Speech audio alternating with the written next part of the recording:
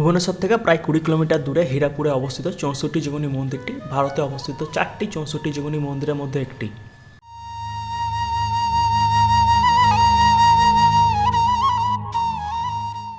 এই মন্দিরটি ভৌমকর রাজবংশের রানী হীরাদেবী খ্রিস্টীয় নবম শতাব্দীতে নির্মাণ করেছিলেন। 1953 সালে বিখ্যাত ইতিহাসবিদ কেদারনাথ মহাপাত্র এই মন্দিরটি আবিষ্কার করেন।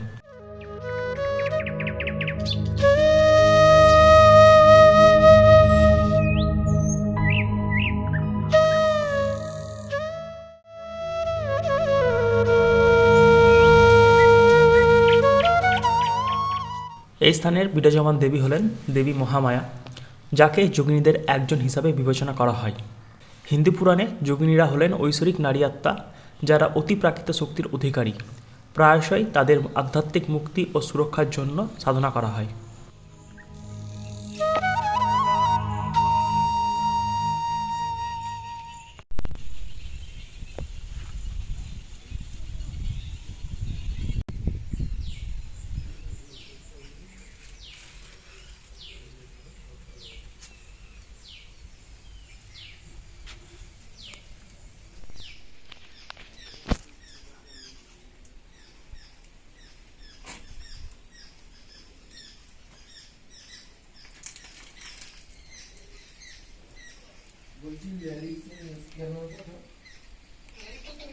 মন্দিরটিতে 64টি ছোট ছোট মন্দির রয়েছে। প্রতিটি মন্দিরে একটি করে যোগিনীর মূর্তি আছে। মন্দিরে প্রতিদিনের প্রার্থনা ও আচার অনুষ্ঠানের মধ্যে রয়েছে ভূমণ্ডলের পূজা, যা প্রকৃতির 5টি উপাদান তথা জল, বায়ু, অগ্নি, পৃথিবী ও আকাশ নিয়ে গঠিত।